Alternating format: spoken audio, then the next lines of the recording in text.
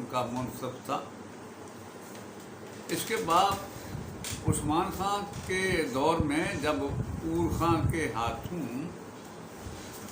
نائسیا، بروسا اور نائکومیڈیا فتح ہوئے تو ان کے تاریخ میں مورخین میں کچھ اختلاف پایا جاتا ہے، تاہم یہ ساری ریاستیں تھیں یہ سلطان اور خان کے دور میں ان پر بڑا قبضہ مستحکم ہوا۔ ان ریاستوں کے بعد سن 1329 میں قسطنطنیہ کا شہنشاہ اینڈرونکس اور خان پر حملہ آور ہوا۔ اور خان نے اینڈرونکس کو 32 شکست دی، ساتھ ہی اینڈرونکس کے فوجی مستقر پبلیکینن پر بھی قبضہ کر لیا۔ یہ اور خان کے دور کی پہلی جنگ تھی۔ اس کے بعد اس نے اناطولیہ کے میدانوں میں میسیا نام کے علاقے پر بھی قبضہ کر لیا تھا۔ یہاں تک کرنے کے بعد اور خان پورے 20 سال تک خاموش رہا، نہ اس نے کوئی جنگ کی اور نہ ہی اس نے کوئی دوسری کسی پر حملہ کیا۔ ان 20 سالوں کے دوران یہ اپنے بڑے بھائی علاؤالدین کے ساتھ کام کرتا رہا، یہ فوج کو مستحکم کیا اور ساتھ ہی انتظامی امور کو بھی آخری شکل دی۔ اصل میں اس سے پہلے مختلف علاقوں سے رضاکار لے کر فوج میں لائے جاتے تھے اور ان کے ساتھ جنگ کی جاتی تھی، ان کو باقاعدہ تنخواہ نہیں دی جاتی تھی، لیکن اور خان اور علاؤالدین دونوں بھائیوں نے اس میں تبدیلی کی۔ پہلی تبدیلی یہ کی کہ فوج کو بالکل مستقل رکھا اور یہ تقریباً دنیا میں پہلی مستقبل فوج کا رواج تھا۔ دوسرا جو انہوں نے کام کیا وہ یہ کہ ان کے پاس اس سے پہلے پیادہ فوج نہیں ہوتی تھی، انہوں نے پیادے بھی بھرتی کرنے شروع کیے، ان کی تنخواہ بھی بڑی اچھی رہی، ان کو جگیریں بھی دیتے تھے تاکہ ان جگیروں سے یہ جنگ جو وہ مہیا کرتے رہیں اور ساتھ ہی جو جنگی قسم کی راستے ہیں انہیں بھی صاف ستھرا رکھیں۔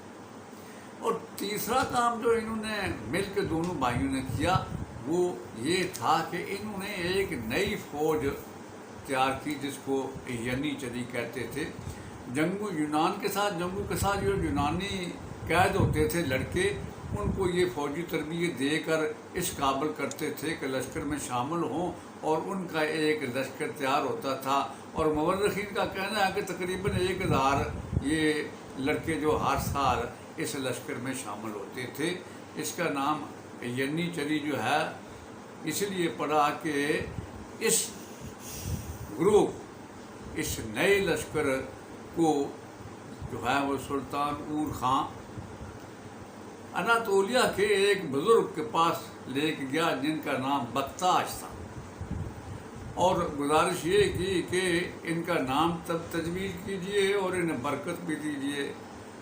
جو بزرگ بختاش تھے انہوں نے اپنے جبے کی آستین جو قائد تھا ینیچری کا اس کے سر پر رکھا اور ینیچری نام دیا، اور ساتھ ہی انہیں دعا بھی دی کہ تمہارے ہتھیار مضبوط ہوں، تمہارا سفید روح ہو تم لوگ، تمہارے تلواریں خوب لہرائیں اور تمہارے تیر دشمن کے لیے ملک ثابت ہوں۔ یہ ان کی دعا تھی، وہیں سے یہ ینیچری لشکر بنا۔ پورے 20 سال تک یہ اس کام میں مصروف رہے، انتظامی امور درست کیے اور ساتھ ہی لشکر مستقل رکھا۔ اس کے بعد انہوں نے ایک کام کیا۔ اب اس اور خان کے 2 بیٹے تھے، بڑے بیٹے کا نام سلیمان اور چھوٹے کا نام مراد تھا۔ اس موقع پر ایک بڑا مارا اور خان کے بیٹے سلیمان نے کہ لکڑی کے تختوں پر اس نے اپنے 80 آدمیوں کے ساتھ بحیرہ فاسفورس کو عبور کر کے یورپ میں زمپ نام کے قلعے پر قبضہ کیا۔ اس کے بعد اور خان نے اسی قلعے کے اندر لگ بھگ 3000 کا ایک لشکر رکھا اور یہ ترکوں کی طرف سے یورپ کے اندر پہلا قدم تھا۔ زم پر قبضہ کرنے کے بعد جو ہے یہاں اور خان نے اپنی پوزیشن بڑی مستحکم کی۔ اس موقع پر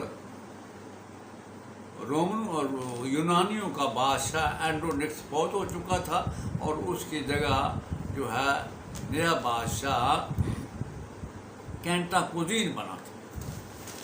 کینٹاکوزین شروع میں کچھ پرپرزے اس نے نکالنے کی کوشش کی، لیکن آخر یہ سلطان اور خان کے سامنے بولا نہیں۔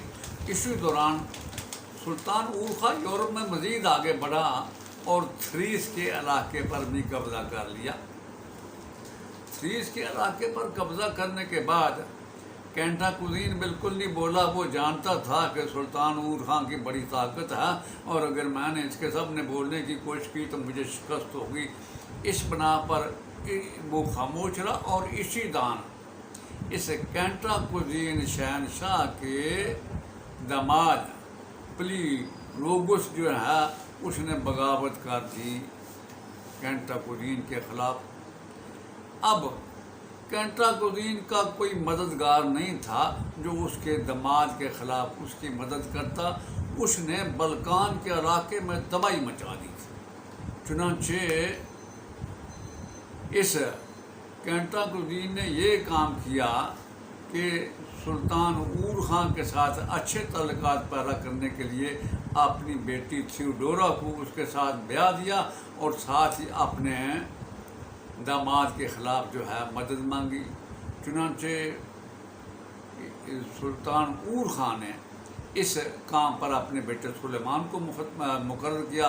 سلیمان بلکان میں حرکت میں آیا اور پہلے اس کے داماد شہنشاہ کے داماد کو لگاتار شکست دیتے ہوئے اسے بھاگ جانے پر مجبور کر دیا اور یہیں بلکان ہی کے میدانوں میں سلیمان کا گھوڑا ٹھوکر کھا کے گرا۔ اس پر سلیمان بھی گرا اور وہ ہلاک ہو گیا۔ تھریس کے علاقے پر قبضہ کرنے کے بعد اب جو ہے اور خان کے سامنے یورپ کا میدان کھلا تھا۔